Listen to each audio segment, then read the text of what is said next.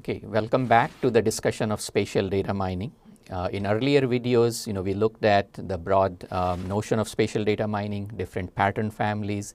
We looked at statistical foundation with notions like autocorrelation, and we also got into detail of one pattern family on location prediction. Okay. In this video, we are going to look at another pattern family related to hotspots.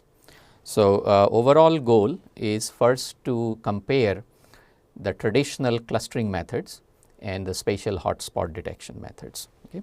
And in particular, we are going to look at a very popular traditional method called k-means, explain what it is and its limitations in context of hotspots, and then introduce a popular method in public health called SAT-scan, which is often used for hotspots. Okay. So, let us first look at this overall problem. In classical data mining or machine learning, this is called the clustering problem. So, given a set of records or a set of entities, the overall idea is to find natural groups. Okay. That is the goal of classical clustering. So, suppose I am given a table with these 6 different entities, and these 6 entities have some attributes. So, here we have just given abstract name x and y, but this attribute could be things like age, or x could be age and y could be the years of service, and then A through F could be employees. And people may ask you to define natural groups of these employees in classical clustering. Okay. So, first of all, the classical clustering problem itself is very spatial. If you have very few attributes, like in this case just 2, then oftentimes it's nicer to look at the data in a geometric or spatial framework. So, if you essentially treat x as one coordinate, y as another coordinate, and plot out these records in a coordinate system, this is what it may look like. So, here is x-axis, here is y-axis. So, if you look at record A, x is 30, it's down here, y is 5, which is here. So, A may be sitting at this place in this 2-dimensional space. Okay. So, all the 6 point A through F can be plotted in the 2-dimensional space. And when you look at the data this way, you may already see natural groups. Right. So, again pause the video for a minute and look at these points A, D, E, C, B, F, and ask yourself how many natural groups do you see, right. So, many of us will probably see 2 groups here, right. The A, D and E are in lower left, C, B and F are upper right. So, if you now invoke an algorithm called k-means and give it k equal to 2, it will try to find that groups for you.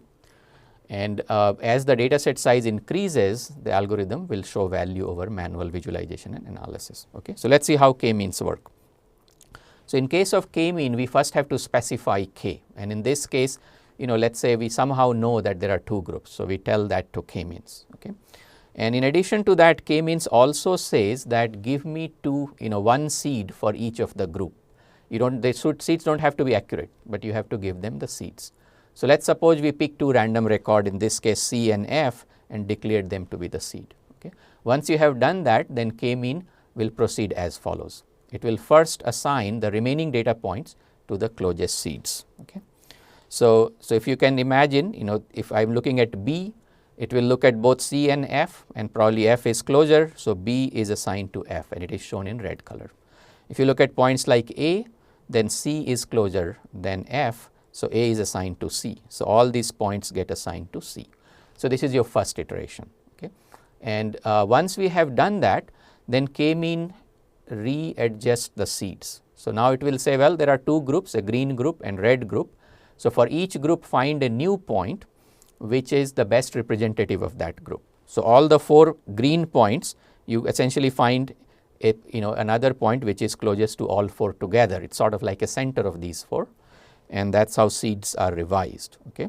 So, essentially if you do that, then seeds will move. So, again try to imagine that the center of C, E, A and D, it is going to move in this direction. Okay.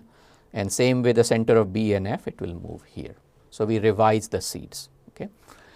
At this point, if these seed locations moved, then we have to repeat the 2 steps. So, you try to reassign the points to closest seeds. Okay.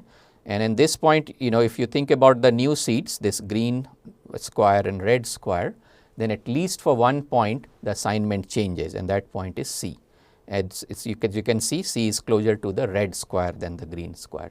So, C's assignment changes and C becomes red, and now these are the new groups. And once you have done that, then you re-evaluate the seed and push it to the center, and very soon this process will converge and you will end up with 2 groups, which is what we had started with. Okay. So k-means is a very popular algorithm. If you took again statistics machine learning course, they probably taught you that. Now, can we apply this to hotspot detection? So you remember the the cholera death example, 1854 in London, Asiatic. Can we try k-means to find those hotspots? And if you do that, then essentially you have to face one problem. Okay, k-means, even though it found natural groups, it never checked, for the statistical variation or natural variation and chance. Okay, so here is the problem. So let's suppose, I try this k-means on this data set, which is really complete spatial random, right? So these points have been generated using a random process, throwing darts on this whiteboard. Okay, in other words, there is no significant hotspots here. But if you run k-means with some k, it will still give you groups. Okay, in other words, I am saying, even if data is completely spatial random and there is no statistically significant area where the density is much higher than outside, k-means will still give you groups. Okay, and that is not of interest in hotspot detection. Okay, in hotspot detection, we want to say, well, you may get 1 or 2 such groups, but they are essentially chance groups. They are not significant. Okay, so this data is complete spatial randomness. Okay, same thing. If I did apply k-means to data which has significant cluster, it will still give you something, and if you apply it to data which is actually declustered, it will still give you something. Okay, so again, cut the story short, it's not checking for chance events, and that's where some of the new methods come in. In public health, a popular method is called SAT scan. So let's briefly talk about what that is and how its behavior is. Okay, so in SAT scan, we essentially want to omit chance cluster. Okay, so if you have some natural variation of disease in an area, then there is no point declaring one county or one city to have very high density and start evacuating the city or having everybody immunized and so on. Okay, the costs are very high of error. So we don't want to just declare groups, but we want to check them against the statistical variation. Okay, so here there are 2 ideas that are used to omit natural variation. One idea is called likelihood ratio, and other is significance. Okay, so in terms of steps, you basically first we start with a notion of zones. So for example, we could say each county is an interesting zone, or given points we can draw circles around those points and say those are interesting zones. Then step 1 is to find the zone which has highest likelihood ratio, where likelihood ratio is defined as the ratio of 2 probabilities. We basically look at 2 different hypotheses. Let's actually bring that out. The first hypothesis says that points inside the zone have complete spatial randomness. Okay, so that's the chance event.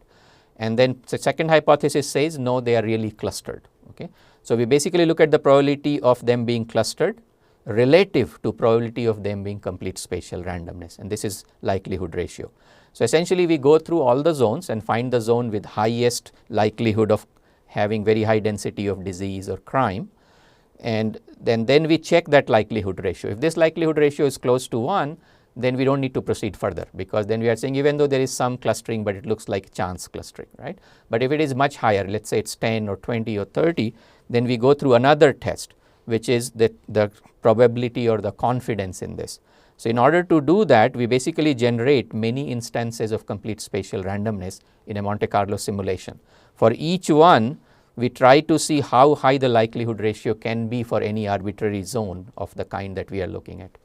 So if many different CSR can also provide you same likelihood ratio, then again we are going to reject this. We don't have to proceed, because you can say, well, maybe it is still a chance event.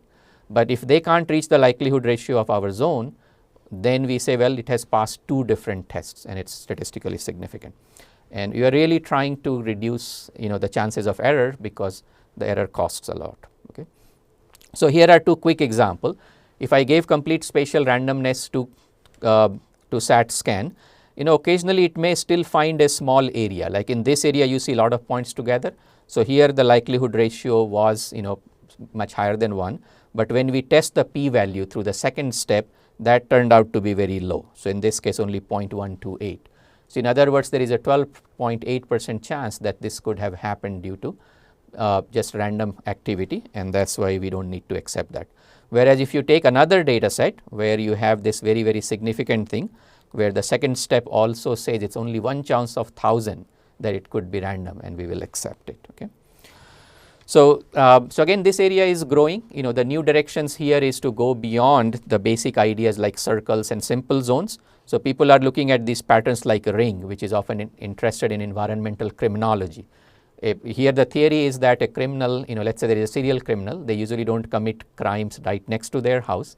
They go a little bit further, but usually because of the transportation cost, they don't go too far. So they often give this donut hole or ring pattern, and people are looking at ways to find those. Also we are looking at other geographic concepts like rivers, roads, and so on. For example, in urban areas, oftentimes say road accidents or pedestrian death, they are concentrated along the road. So it's more interesting to find these linear hotspots rather than the ellipsoidal or circular one. So these are some of the new trends in the area.